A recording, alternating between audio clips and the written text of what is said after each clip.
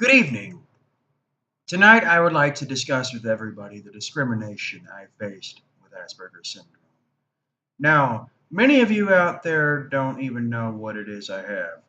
Others out there probably don't realize that we face discrimination just like many other people do because of their race, their sexual orientation, religion, ethnic background, creed, or whatever. Autism and mental health also has a stigma that goes to it. I have lost count of the jobs that I've been let go from once I revealed my disposition. My employers always beat around the bush and try to downplay that and think I couldn't connect the dots, but I knew that was the reason. They will never admit to it, even if you ask them, but I know better than that. One instance was when I worked for a company called Wayland Security in the spring of 2013. My supervisor told me I was doing a bang up job, that I was insanely qualified, and that everything was going well under my watch. I worked overnight security. While working with Waylon, there were a few complaints from the clientele at the place where I worked. It's a place called Freescale in North Austin. It's a computer place. People do IT tech support there. A couple of people are wondering why I was so strange, or why I was stimming, as I talked about in my other video. I elaborated on stimming, which is thinking out loud. Well, then I told them I had this thing called Asperger syndrome.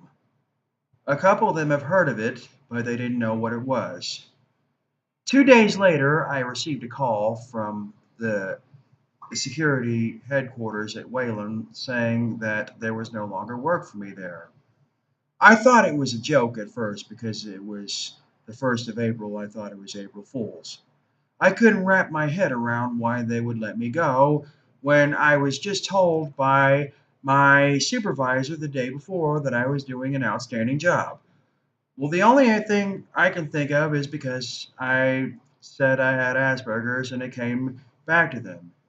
Nobody wants to mess with it. They think of it as too much of an imposition, that somebody needs to babysit us or always look after us like they need a concierge. Even though I was working independently, they didn't see it that way. There were other instances when the symptoms of my condition got in the way. It wasn't that big of a deal. But seeing how Texas is a right to work state, I had no prayer.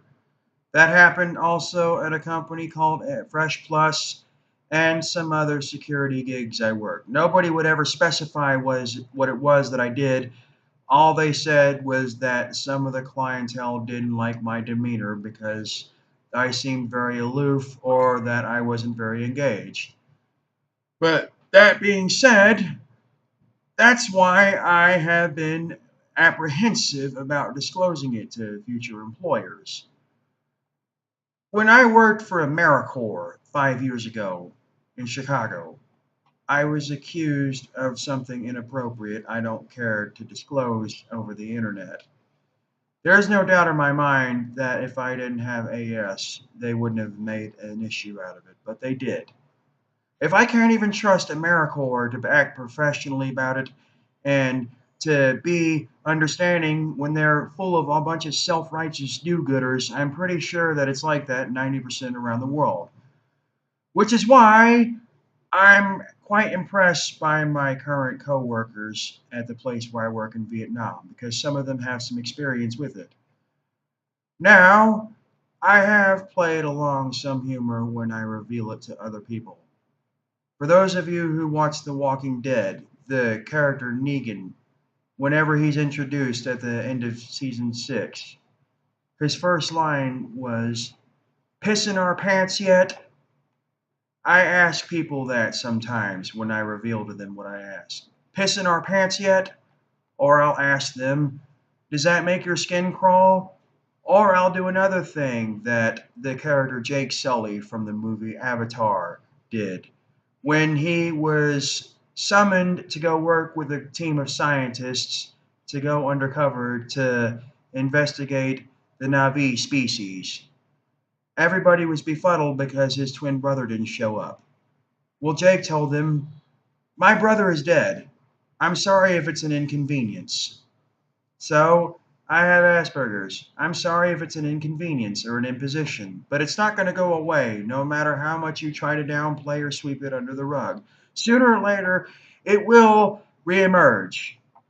Now, I try not to think of all the negative aspects about it, but all the things that I can contribute to it.